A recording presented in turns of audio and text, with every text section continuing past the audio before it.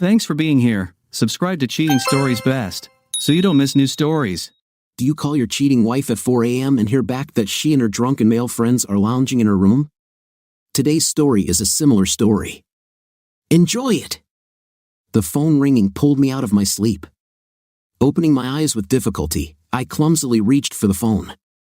Hello? Hey, baby. What are you doing? Damn, Paclay, what time is it? I grabbed the phone. Oh, it's 4 o'clock in the morning. What the hell is going on? Sorry, I just wanted to hear your voice, she said, her words slurred. You're drunk, Paclay. God, what's going on? Oh, don't be mad, baby. I just wanted to hear your voice. Where are you? In my room, just relaxing after the show. You know I have to get up in 3 hours. Damn, this isn't fair. This is not what we agreed on. Oh, don't be like that. You know I love you. Oh, he loves you, Paclay. I could hear Steve and Jerry laughing in the background. What are these idiots doing in your room? We're just having a drink, chilling after the show. It was cool, baby. They really enjoyed it. Hey, Jake, Steve and Jerry shouted into the phone. Off, you pair of idiots. I growled. Get out of my wife's room. Relax, dude. We're just drinking. Yes, well, I'm telling you to leave. It's 4 o'clock in the morning. I heard Steve's loud voice on the phone. Dude, relax. Damn it, nothing is happening. We're all dressed for now. I hated his smug tone and his hints that something was going on. Come out, Steve. Just leave. I screamed the last part in a deep, growling voice. Paclay, grab her phone. Hey, baby. Oh, just relax. You know he's just egging you on. I don't care. I don't need a call at 4 o'clock in the morning from my wife with 2 guys in her room. Sorry, that was a bad idea. I just wanted to hear your voice. I miss you when we're on the road, she said. Okay, call me at lunch. Now get those idiots out of your room. I turned off the call and the phone. I fell back onto the pillow, now wide awake and angry. Damn, now I'll never be able to sleep. As darkness gave way to daylight and the gray light of dawn filtered in, I decided that lying in bed fully awake was of no use. I got up, took a shower, and headed to the kitchen to start preparing breakfast for the girls. As always, I almost had to use a bulldozer to push them out of bed. We rushed through breakfast while I prepared their lunches and got ready myself. As I drove them to school, I took a deep breath. The 15-minute commute to work gave me the opportunity to clear my head. Paclay and our current situation were driving me crazy. 3 weeks had passed since I last held her in my arms. Walking into the office, the usual chatter and greetings fell on deaf ears. I fell into a chair, leaned back, closed my eyes, and tried to concentrate. Jake, are you okay? Janet, the administrative manager, brought me out of my stupor. I opened my eyes and muttered, yeah, sorry. Restless night. I didn't sleep much. Would you like some coffee? She offered. I nodded in agreement. Yeah, that would be great. It wasn't until lunchtime that I really started to make progress. I had recently started eating lunch at my desk. Work had been hard lately, and it had been putting pressure on me. At least this way, I could get some time back. The phone distracted my attention from the computer screen. With my mouth full of lettuce, I asked, hello? Hi, babe, Paclay's soft voice playfully caressed my soul. When I didn't answer, she purred quietly, sorry about this morning. I had a little too much to drink. Yeah, that was obvious. Damn, Paclay, why were those idiots in your room? We were just drinking. We got kicked out of the place, so we went back to my room to finish our drinks. Jake, nothing happened. There's nothing to be jealous about. Easy for you to say. You woke me up at 4 o'clock in the morning, drunk, with 2 guys in the room. What was I supposed to think? You have to trust me. Oh, I trust you. I just don't trust them. Oh, okay. They're harmless. They have enough girls to follow them. They don't need me or even want me. They both fell for you as soon as you joined that stupid group." "Stupid," she muttered, displeased. "Honey, why do you say that? We're just starting to make an impression. The music world is starting to notice us." "Yeah, that's great for you, but I stay home, take care of our daughters, work, and finance your tour. Damn, Paclay, I'm tired of living alone. I could be a single parent. The girls don't even mention your name." "Jake, I will call them as soon as I can." "Yes, last time it was Wednesday, and today is Friday. Honey, give me a break. We do a show every night. We're on the road every day, unloading, setting up, then after the show, we pack up again and get ready for the next one. It's hard work. Then stop and come home. The girls miss you. I miss you. Please, honey, we're so close. I can feel it. It's right in front of us. Hell, I can almost feel it. If you saw the show last night, God, it was incredible. The place was packed, we sold out of all the merchandise.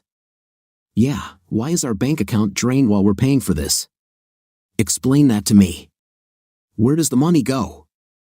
Honey, give me a chance. We'll figure this out when I get back. Just one more week. Honey, just one more week." The phone crackled as I listened to her breathing. "Sorry I'm not around, honey. I'll call the girls tonight. I love you, and I miss you very much." "I love you too, Paclay, but this isn't working. Not for me. When you get back, we need to talk about us in the future." I think I heard her sniffle, trying to hold back her tears. "Okay, honey, we'll talk then. I love you." This day was crap, long, tiring, and boring. When I opened my mother's door, I heard my daughter's squeals. "Dad's here!" Hooray! The moment they threw themselves into my arms, the fatigue disappeared. There were kisses and hugs as I twirled them in the air. Mom came up with a smile. "Jake, you look exhausted." "Yeah, tough day." She waved toward the living room. "Go play with the girls. You're staying for dinner." While I was playing with the girls and listening to their stories about school as they showed me their notebooks, Dad came in from work. "Hi, son," he said. Dinner was pleasant. Dad and I drank beer while he talked about his business and plans for early retirement. At about 7 in the evening, my phone rang. "Hi, Paclay." "Hey, Jake. Where are you?" I called the home phone, but no one answered. "We're at Mom and Dad's." "She made us dinner," I said. She sounded sad. "Can I talk to the girls, please?" I handed the phone to Hannah, who grabbed it with delight. "Mommy, hooray! We're having dinner at Grandma's." Lee waved her hands frenetically, trying to talk too. Hannah came down and ran into the living room. We all heard her laugh with emotion. Lee ran after her, crying. "I want to talk too." Mom laughed, listening to them. "Jake, the girls can't get enough of Paclay. How long will this madness continue?" "She'll be home in a week, Mom. I'm tired of making excuses to everyone. Everyone thought I was an idiot for allowing this. At first, I fully supported her.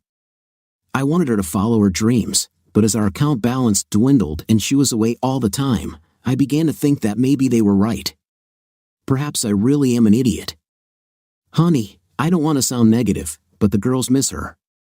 I see it. Maybe you don't. They've changed. They need their mom. That's enough, Mom. She's only gone for 3 weeks this time. But that's not news, dear. She's been away a lot in the last 6 months. I didn't want to argue. Thanks for dinner, Mom. It was delicious. You saved me again, but I need to get the girls home and put them to bed. Lee ran in, waving her phone. Dad, Mom wants to talk to you. Hi, Paclay. Hey, honey. The girls sound excited. Yes, a lot has happened. I wanted to add that if you were at home, you would know this. But I didn't want Mom to know that we were fighting. We'll leave now. Call me back in an hour, okay? Love you. gave the girls a big kiss and a hug from me. At home, I put the girls to bed, poured myself a strong whiskey, and sat back in my chair. I turned on the TV, but it was a waste of time, nothing but stupid reality shows and reruns. I poured another whiskey and pulled out the recliner. The last year has been a crazy time. With difficulty keeping my eyes open, I took time to think. Paclay and I got married young. We met through music. The band I was in played at the Dunedin Festival. Paclay was the vocalist in another band that also performed at the festival. It wasn't love at first sight, but we started a relationship that night. She slept with me in the group's van because it was bigger than hers. We were both trying to break into the music industry and had similar dreams. Her group was much more recognizable than mine. We were new and played an unusual combination of metal and punk, with about 10 crazy fans. Paclay was a wild child, a crazy mix of Gwen Stefani or Pink. She had ability and charisma. She was the epitome of the archetypal frontwoman. She danced like a wild, unruly pixie, her petite figure clad in lace and leather. But it was her voice. God, what a voice she had. Even more famous bands admired her. We watched her performance, as did most of the other participants. We stood in the wings of the stage, amazed by her presence. Standing next to me were a couple of the biggest names in New Zealand music, even they were impressed. The only thing that let her down was the band itself. They were average at best, and their songs were nothing special. I didn't have to like their music, all I knew was that it made my heart beat faster. My heart raced trying to keep up as I watched her spin, jump, and dance in a wild, savage dance. She definitely got me hooked. Later, after sunset, when the big names were performing on stage, Paclay came up to me in the wings as I watched all the performers. After the festival, we went our separate ways. I returned to my studies at Victoria University of Wellington and resumed studying. A few months later, the band I was in was playing at a small club in Lambton Quay. It was a pretty good evening. The crowd was loud, with a group of girls gathered in front of the stage and dancing wildly. Paclay was in the center, her wide smile drawing me in. During the break, she came to our table and sat with us. "What are you doing here?" I asked. "We're playing at San Fran on Cuba Street tomorrow night." "Great show, by the way," she said in her sing-song voice. "Thank you. This is a wonderful place." "Yeah, we're trying to get a gig lined up. It'd be nice to get one more before we head back to Hamilton." We ended up back in my student apartment. It was a shared apartment, so there was no privacy. The walls were thin, and my roommates were loud. The next night, I went to their show at San Fran again. I was amazed by her. She dazzled, even though the group had obvious moves, clearly spending more time on choreography than on learning their craft.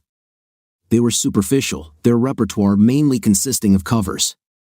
Their own songs had one or two good moments but were mostly childish and empty.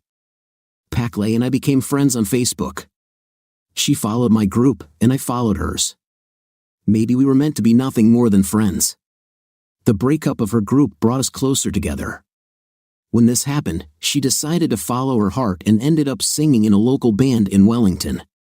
They were good but nothing special. She needed a place to stay, and I was more than happy to share my bed. It was a turbulent time. She worked at a local coffee shop to make ends meet. It was as if we quietly became a couple. I immersed myself in my studies in music while she was promoting her group. She spent hours walking around the city looking for gigs, putting up posters, and, when she wasn't performing, writing songs. Some of them were pretty good or at least had the core of good songs. Late one night, she was sitting on my bed with her legs crossed, trying to write a song. I sat next to her with a guitar and found a riff to play over her vocal line. She raised her head, startled. She sang a few more lines and then listened to what I played. After making a few quick changes, she began singing again, and her smile exploded. Her face became bright and radiant. When she finished, she jumped into my arms. "Jake, this is amazing. I mean, wow." "How amazing?" I asked. When we played it again, she asked, "Do you write a lot of songs?" I took out a folder that contained about 100 written or partially written songs. As she looked through a few, she winked at me with a smile. "Will you play some for me?" Leafing through the folder, I stopped at an old one. It was a slow ballad.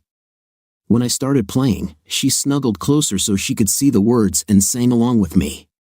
When I finished, she looked amazed. "Damn, Jake, this is an amazing song. It's rocking but not too rocking." With a frown on her face, she asked, "Why don't you play them?" "Hell no, these songs are not our style at all. The guys would freak out if I brought these in. Do you mind if we play them?" "What, of course not. I appreciate the offer, but they're mine." She shrugged. "It's a pity.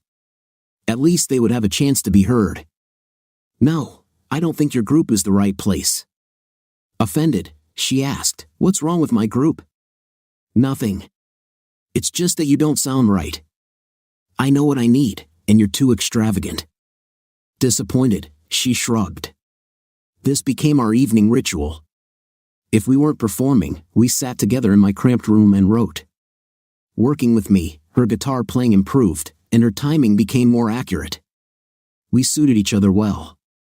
My little group, however, was having difficulty. We were all students and under pressure. We all decided it was time to take life a little more seriously.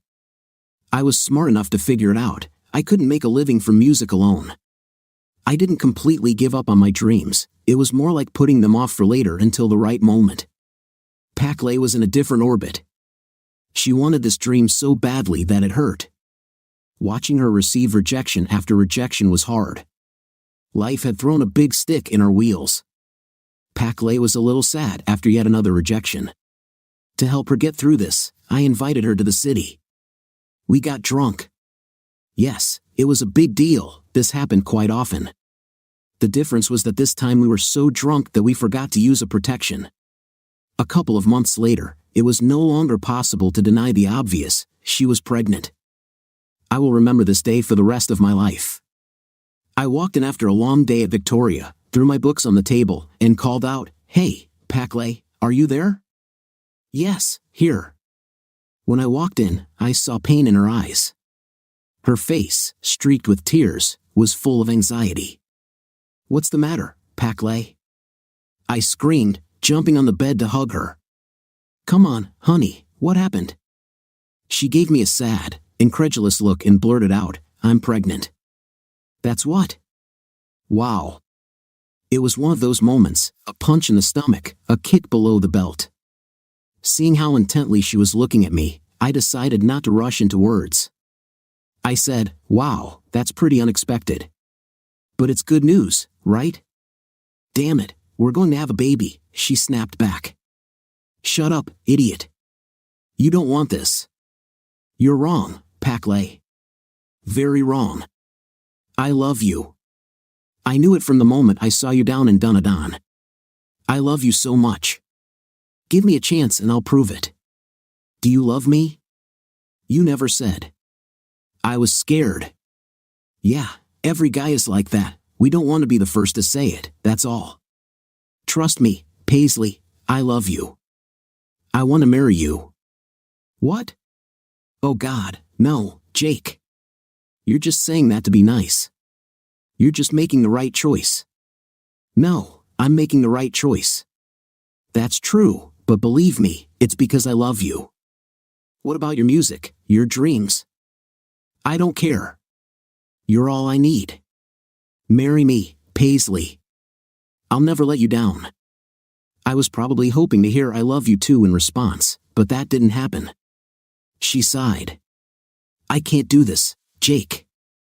I can't make you give up your entire life because we forgot to use a protection. Paisley, trust me. I want to hold you more than anything, not just today, but always. You're an idiot, Jake. We'd be terrible parents. I work as a waitress and you don't even have a job. I'll find a job. I can do it. Let me prove it."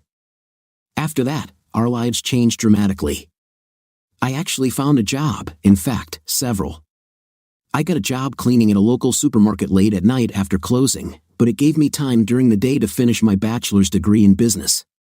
Paisley had a difficult pregnancy and suffered greatly from morning sickness and cramps, but most of all, it hurt her to give up her dreams. She cursed me many times during the pregnancy. Every time she felt the weight of her crushed dreams, it became my fault. She left work early and began to depend on me financially. Her family was not wealthy, they were working class. She sometimes received checks from them, but it was very little. She sold her van and her audio equipment. All she kept was a microphone and a guitar. We moved into our own small apartment in Tawa. We spent hours browsing thrift stores looking for things to make our apartment a little cozier. At this time, the real Paisley showed herself. The caustic, sarcastic rock chick gradually faded, and a warm, loving personality emerged. The butterfly burst out of its cocoon of lace and leather. Finally, the words I had longed to hear almost scalded my ear when they came. They overwhelmed me. It was a typical cold and windy evening in Wellington. The rain hammered loudly on the tin roof. We snuggled into bed, and I felt her body trembling with small tears. Jake, there are a million things I want to say. There are so many emotions exploding inside me. I want to say thank you. No, don't say that, honey. I love you. Yes, that's something else I wanted to say. I love you too. God, I was so scared to say it. I wanted to say it for a long time, but I didn't want you to think that it was just because you stayed with me. I love you for what you are. So little Hannah was born. Her birth was as difficult as her pregnancy. As soon as our baby was in our arms, everything changed. There were tears of joy, even though Paisley, still in physical pain, did not pay attention to it. Her tears helped cleanse our little bundle of joy. Life became centered around our daughter, everything else seemed unimportant. Our second daughter, Lee, arrived less than 12 months after Hannah. As often happens in life, everything happened quickly. I graduated from university and immediately found a job with a local firm as an account manager. Paisley got a job as a housewife. We found a small house in Ano. It wasn't fancy, but it was a start. Life was good, very good. The girls were so funny. Watching Paisley blossom as a mother has been incredible. She became friends with several mothers through Pluckett and then through the daycare. I was getting ahead at work, and we were financially stable. Yes, life was good. Sometimes, especially when we watched music videos, I saw that look of loss in her eyes. Her dreams were so powerful, her aspirations that she kept to herself, but I saw through her thin mask. I felt sorry for her, I really did. But she wasn't the only one who sacrificed. I also gave up on my dreams. We tried to release these emotions in small home sessions. Sundays became our time. We took guitars and started singing. It wasn't easy because when the girls found out, they wanted to join in too. Okay, it was fun, but it took away from the musicality. This became an opportunity for the girls to take the initiative. It was a daycare fundraiser that kind of brought all the emotions out.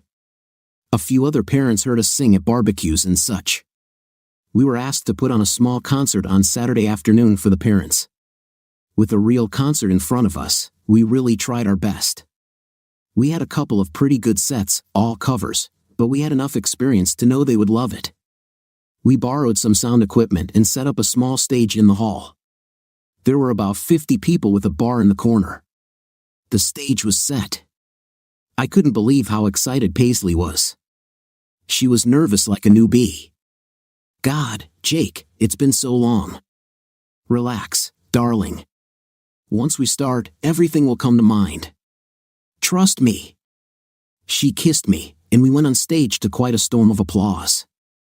These other parents needed entertainment just as much as we did. We started with popular songs that everyone knew: Tom Petty, Pink Floyd, Bob Dylan. Simple songs. Yes, Paisley was nervous at first, but after 2 songs, the performer in her woke up. She was like the girl I met for the first time. Her vocal prowess, using the stomp box I created, set a strong rhythm, and she turned on. The small crowd was delighted. We were all parents, and it was a chance to get away from the kids, have a night alone, and relax. Consequently, they were easily satisfied. I'm not sure we were that good, but the women were dancing and pulling their partners along with them. This inspired Paisley, and her old persona began to leak through. She danced and sang with them, giving it her all. The microphone stand flew as she swung it like a cane. What an evening! The ride home was noisy. Oh my God, Jake! Oh damn, that was fun. Did you see how everyone danced? You were amazing. No, honey, the star of the show was you. As always, you were special. She kissed me. Oh damn, I forgot how much I like this. We should find other musicians and start a band. Yes, but what are we going to do with the girls? Her face dropped and she sighed. Yeah, what was I thinking? Paisley, we could do this every now and then, you know, just you and me. We could find some Sunday gigs, just acoustics. Yes, it would be nice. She sighed dreamily.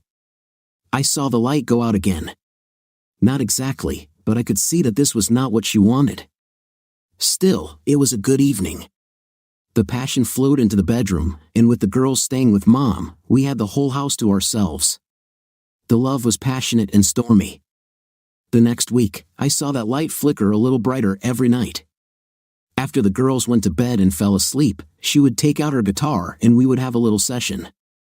The following week, I found a newspaper lying on the table. In the personal ads, there was an ad from a local band looking for a vocalist. The ad was highlighted with a red marker. Paisley didn't say anything, but I felt like she wanted to.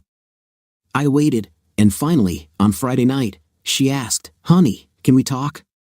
"Is this about the ad?" I asked. She frowned. "You saw it?" "Yes, I saw it." A hopeful, almost pleading look appeared in her eyes.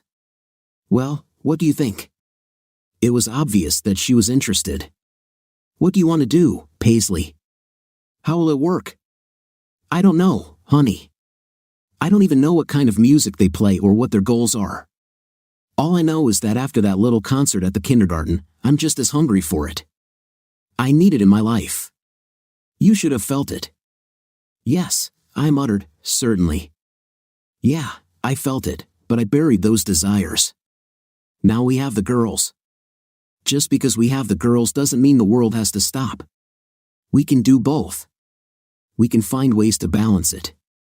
Let's make it work." She rushed to the kitchen and returned with beer for me and wine for her. "Please, baby, let me try. They might not even like me." "Yes, right," I snorted. "Don't chase compliments, Paisley. They'll love you. We both know that." She blushed. I was serious. Now I'm a mother. That's how we ended up in a house in Kelburn. The equipment was already set up, and they were playing when we knocked on the door. A tall, lanky guy opened it. He looked scared when he saw Paisley. I don't know what he expected, but he said, "Hello, doll."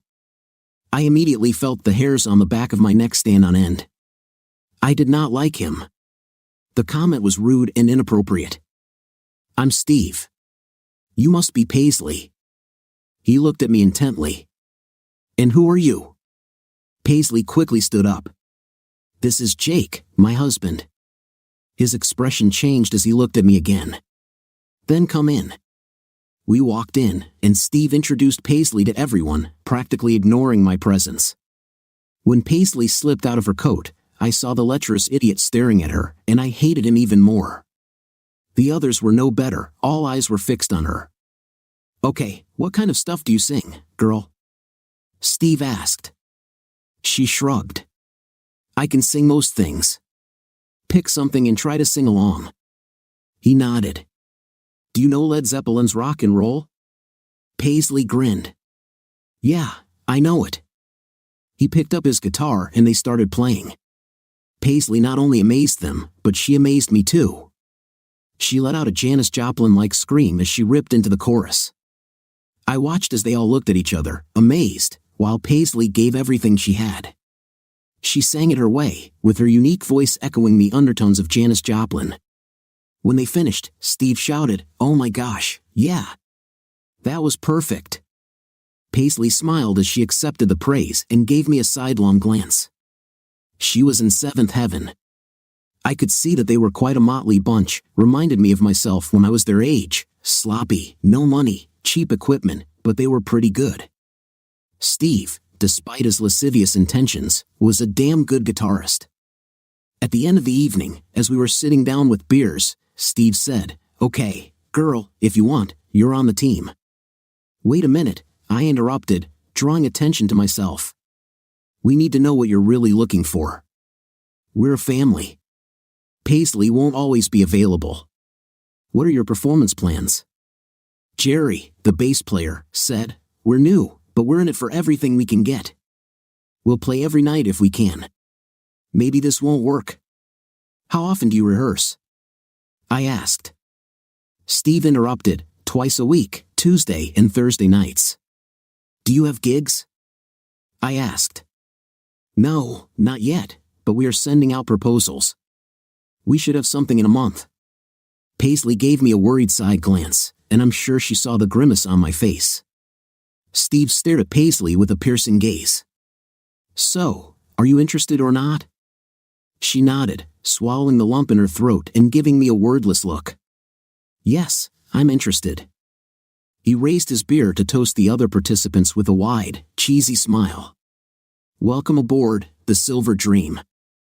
They drank their beers, and Steve announced, "We're going to continue the jam session. Do you want to stay?" She looked at me quickly, asking a question with her eyes. It wasn't a plea, just an anxious request. "Yeah, we can stay another hour," I muttered. Steve laughed in response. "Yeah, the neighbors won't like it if we play longer anyway. We're looking for rehearsal space."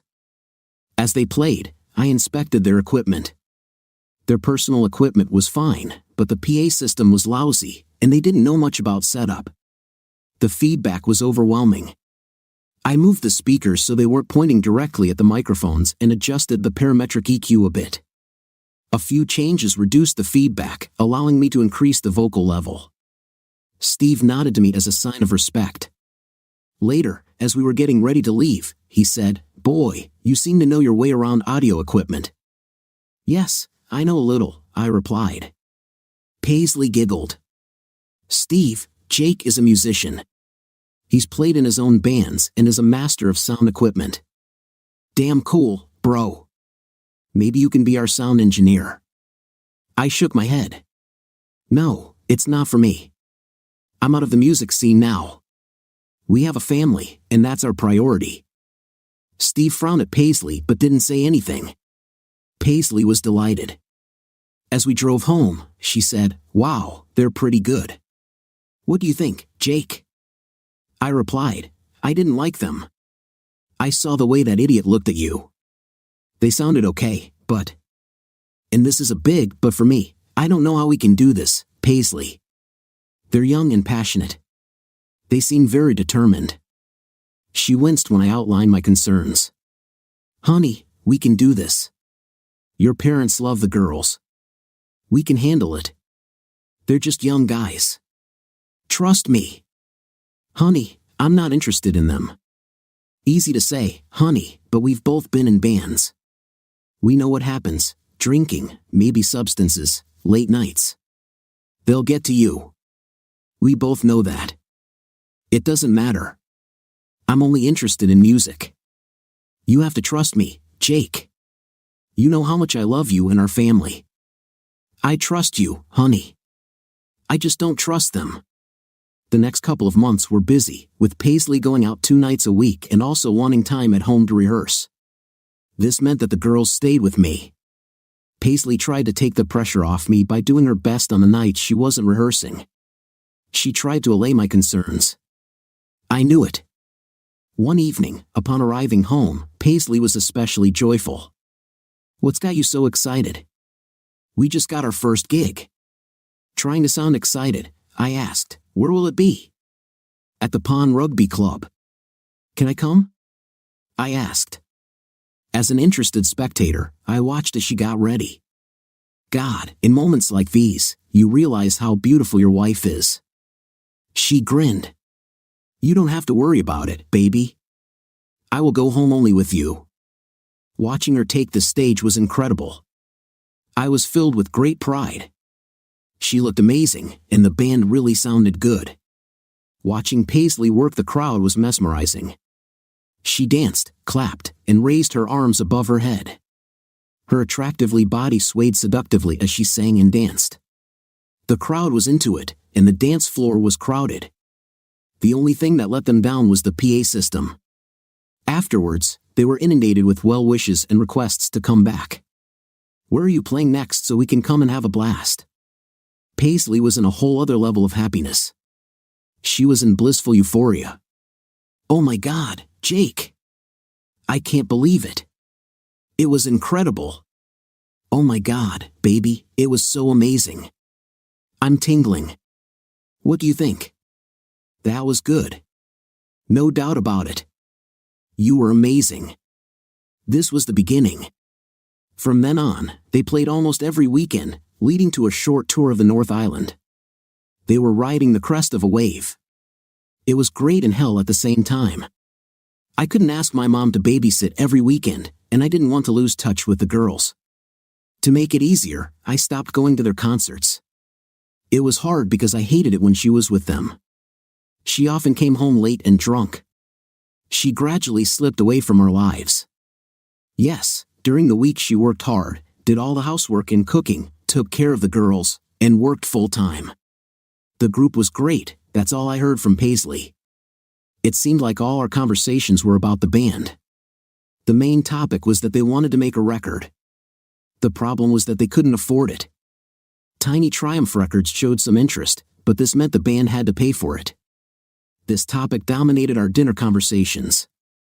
I felt that she wanted something but was afraid to ask. On Sunday, while we were getting ready for a barbecue lunch, I was lighting up the grill in the backyard when I looked up to see Paisley and the band standing there. Steve brought me a beer. We clinked bottles, and while I looked questioningly from one face to another, Paisley announced, "Baby, we have something to ask you." "Yes, continue." "Well, as you know, we want to make a demo tape so we can get our name out there at festivals and stuff like that." "Yes, I heard." "Well, we can't afford it," I muttered, frowning. "For the last 2 months, you've had concerts every weekend, sometimes 2 evenings a week. What are you doing with this money?" Steve jumped up. "Jake, most of us don't have jobs. We need this money. This is what we live on." Paisley took control. "Jake, honey, I suggested that you and I, could pay for the recording. Paisley, we don't have this money just lying around. We have a holiday fund, the money we saved for Christmas. You want us to give up our vacation? We've been saving for 2 years. Jesus, Paisley, what about the girls? What about your parents? They're really looking forward to catching up and seeing the girls." She threw herself into my arms. "Baby, we'll give you your money back. I mean, we can sell CDs at shows, and the demo should get us more shows, so we can make the money back in no time." The pleading look in her eyes showed her tension. Steve jumped back up. "Bro, she's right. Buddy, we'll return your money easily. Consider it a loan." What could I say? If I said no, my life would be hell. I paid for their recording. There was more after that. I also paid for an additional 2,000 copies of the CDs. I would have loved to go into the studio and see it all unfold, but I had to work to pay for it. I remember the day I came home from work and found Paisley in an ecstatic mood. "The CDs are here, and God, they sound amazing. I think you'll like it. Listen to it, Len." She led me into the living room and turned on the stereo. She ran away and came back with beer. As we sat and listened, I saw the expectant, joyful expression on her face. The first song was one of Paisley's. It was a song she wrote, but I had rewritten it for her. She was pretty good. She sang it, and the band gave it their own flavor. I nodded to the beat, my feet stomping. Yes, it was good. The second song exploded, and I almost dropped my beer. She saw my shocked look. Her hands squeezed mine tightly. My heart skipped a beat, and the anger I had felt exploded in a deep growl. "What the hell?" She leaned back, amazed. "I thought you'd like it." "Paisley, this is my song. I never gave you permission to use it. I thought you wouldn't mind. After all, you didn't do anything with it. It doesn't matter. It's my song. I wrote it. I looked at the album cover and read the credits. The damn freaks even stole the authorship of the song. When I looked at the list of songs, I saw 2 other songs of mine and wasn't even credited for one of them. I stopped the stereo. My pulse was racing. Paisley looked at me, her face a mixture of worry and anticipation. I didn't want to talk, afraid of saying something I couldn't take back. Paisley broke the silence. What's wrong, honey? I thought it would be great to use your songs. First of all, these are my songs. I wrote them, not you, and certainly not this damn band. You stole them. She looked shocked. What? No, honey, you have the wrong impression. We didn't steal them. Yes, then when we discussed that you would use them, where's my name on the cover? Who does it say wrote them? I pointed to the words all songs were written by the group. With a guilty, unsure tone, she said, we did it to make it less confusing for the fans. Yes, where are they? She pointed to a large box at the end of the bench. These are mine. I paid for them, for the recording, for the printing, hell, even for the artwork. No one will get a single copy. You will not use my songs. With fury in her words, she hissed, Jake, we've been playing all these songs at all our shows for months now. People love them. Well, you can stop now. Damn, Paisley, these are my songs. You couldn't even ask me. You didn't even tell me. If you showed up at our concerts, you would hear them. She snorted scornfully. Yeah, who would take care of our daughters? Damn, Paisley, all you had to do was ask, I grumbled accusingly. Honey, I wanted to give you a surprise. You haven't done anything with them. Absolutely nothing. I don't remember the last time this folder saw the light of day. They lie in this dusty old folder and are never played with. They are too good, they need to be played, not like that. You turned them into shitty pop songs. They were never meant to be like that. Damn, Jesus Christ, they sound terrible. Her eyes bulged, and an angry light sparked in them. Say what you want, but people like them. No more. I don't like it. What do you mean? I mean they're mine. I didn't give you permission to sing, perform, or record them. She left, leaving me seething with anger. The girls came out to see what the screaming was all about and jumped into my lap for hugs. I removed the CD, put it in the case, collected all the others, and took them to the shed where I locked them in my gun cabinet. Later, after a very quiet dinner, Paisley asked, where did you put the albums? To a safe place. In a softer, pleading tone, she said, listen, we need these CDs. I've applied to a few festivals. I need to include copies when I send them out. Paisley, no one will ever get a copy of those records. They are my property. I wrote the songs and paid for their production. She knelt down, placing her head on my lap. Jake, please, honey, we really care. We need those CDs. Sorry, but I've already made up my mind. Hell, all you had to do was ask. Things could have been different then. Okay, I'm asking now. I thought I was making you feel good.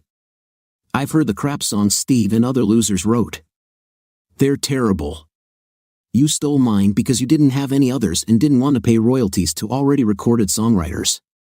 She looked into my eyes with love. No, honey, that's not true. The studio suggested that we need our own songs. It has nothing to do with royalties. Then why didn't you credit me as the songwriter? Like I said, we didn't want to confuse people. This argument was the worst we'd ever had. There was an icy atmosphere in the house for several days. A week later, she handed me the CD cover. Is this what you wanted? I looked down. The art was the same, but my name was added to the tracks I wrote. Now it said written and arranged by the band and Jake. I snorted. It should say written by Jake Mello and killed by the group. She gave me a very dirty look. Okay then, tell me what you want to see. Written by Jake Mello. Nothing more? This is an EP of 10 songs, and 6 of them are mine. All of them must have my name on them as the sole songwriter.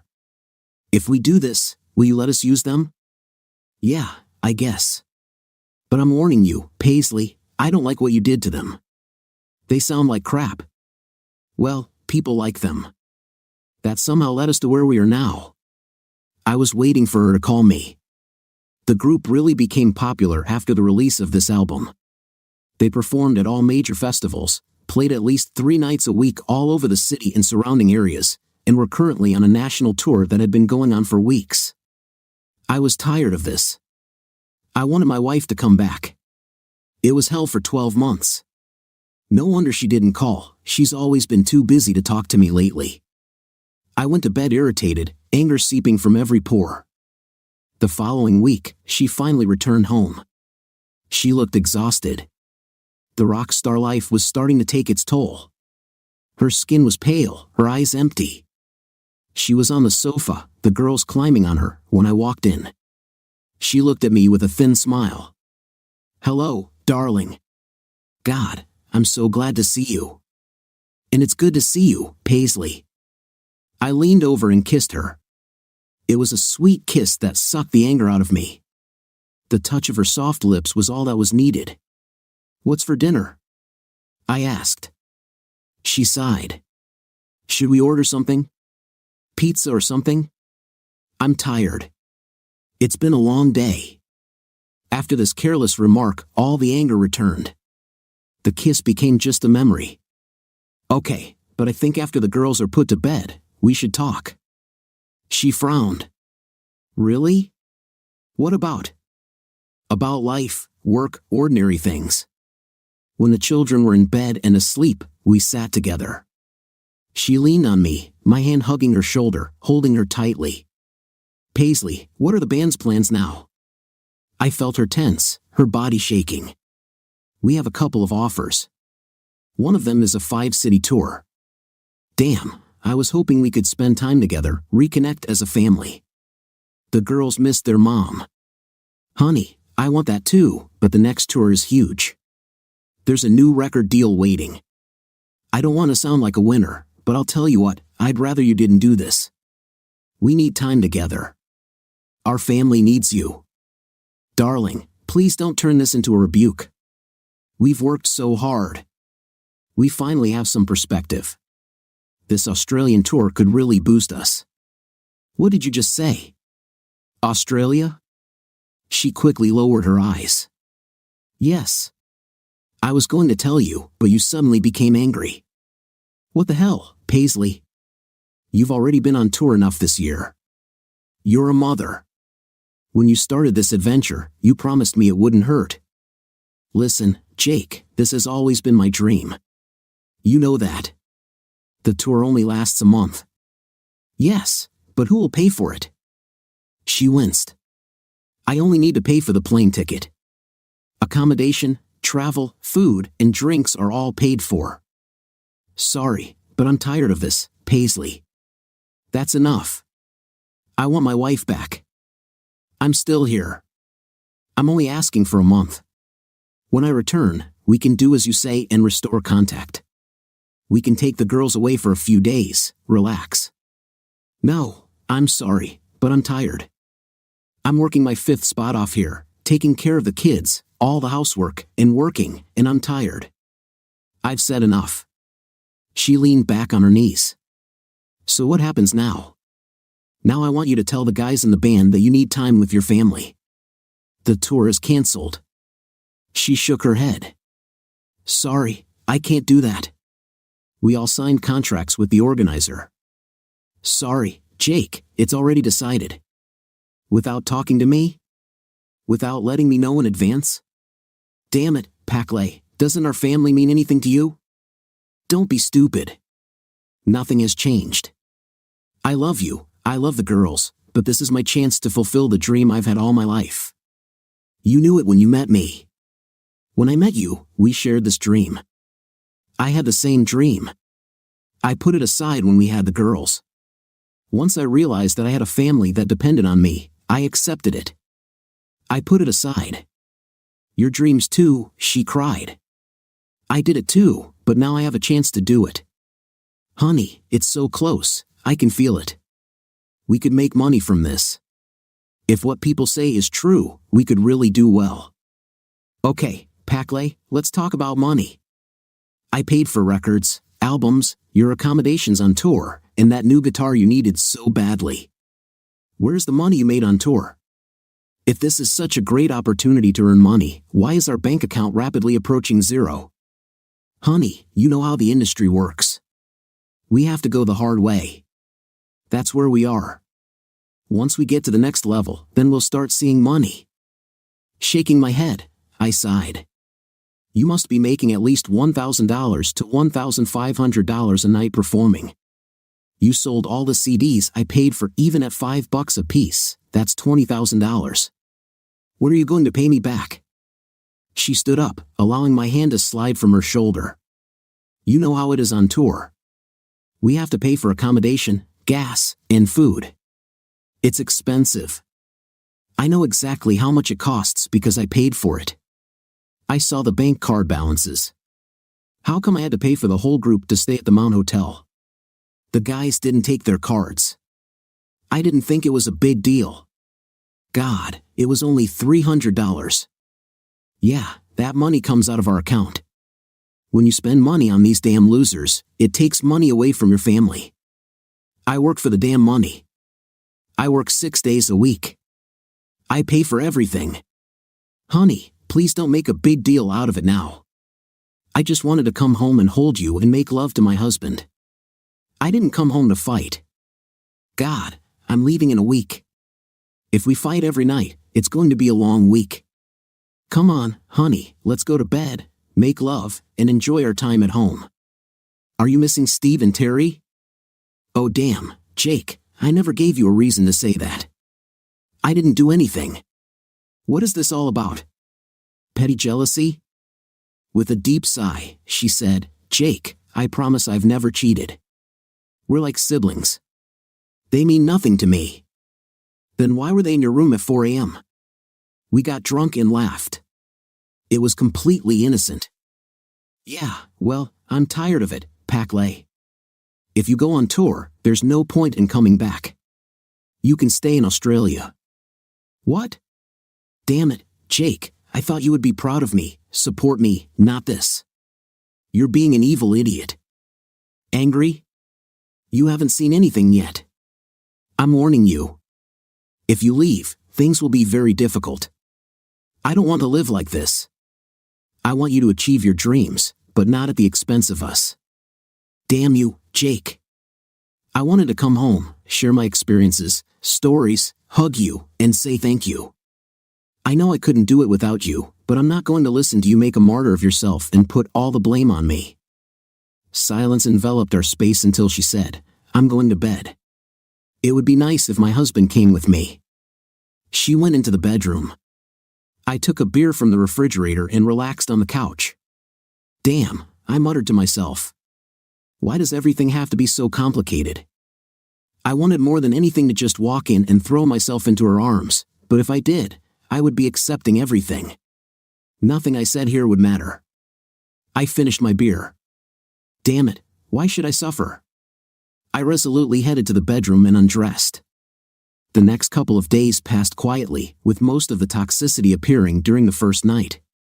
Paisley took care of all the housework. She cooked every night, and it was like we were back in happy times. But this couldn't go on forever. We would still have to return to the argument. It was a terrible fight. I threatened her that if she went on this damn tour, our marriage would be over. The next day, I canceled her credit card and transferred all the money from the joint account to a separate account in my name. A couple of days later, she found out about it. When I returned from work, she was waiting to pounce on me. What happened to my credit card? I canceled it. How the hell am I going to pay for my plane ticket? I shrugged. I don't care. I'm tired of paying for this group to exist. Oh, you selfish idiot. You're pathetic. Are you that jealous of my success? Your success? Oh well, let's not forget, without my songs, you wouldn't have anything. You wouldn't have anything. Idiot. Selfish. Evil idiot. I found the girls curled up in their bedroom, crying. Dad, we're scared, Lee sobbed. Everything will be okay, baby. Everything will work out, I said. But you and Mommy fight all the time. She'll get angry and never come home again. At that moment, Paklay entered, tears streaming down her face. Darling, this won't happen. I love you. Daddy loves you. Please don't go, Mom. We miss you. It's lonely without you. I know, baby. I miss you too. Then don't leave. Stay with us. We need you. I need you too, baby. I won't be gone for long. Then I'll come back and we'll go on vacation. Hannah was delighted. Hooray! Can we go to Grandma's? Yes, honey, we can. When the children went to bed, our quarrel resumed, but this time it took place in whispers, angry, poisonous whispers. A few days before the tour, I came home and found Paklay packing her things. So you're leaving, huh? Yeah. I sold my guitar to pay for the ticket. Now I don't have it, but you don't care, do you? No, I don't care, I replied venomously. She smirked. I could take yours. Truth be told, you don't use it. Maybe, but it's mine, so the answer is no. Damn you, she barked. How about some money? Can you give me some? I still have to pay for things while I'm there. I'll give you what you've contributed over the past 12 months. Remind me how much it was. She hissed with a dark growl. Forget it. I'll borrow from the guys. Good luck with that. Those damn losers don't have a dime to rub together. Surely, they were hoping to profit at my expense. Damn, you've turned into a pathetic evil creature. Why are you such an idiot? Because this group has taken over your life. You heard those girls the other day. They want you here. I want you here. If you're not even going to try to fix anything, then I really don't want you to return. Stay in Australia. Write in the comments how you like our first part of the video. The second part will be at the link in the description of this video. Thank you for being with us, until the next part.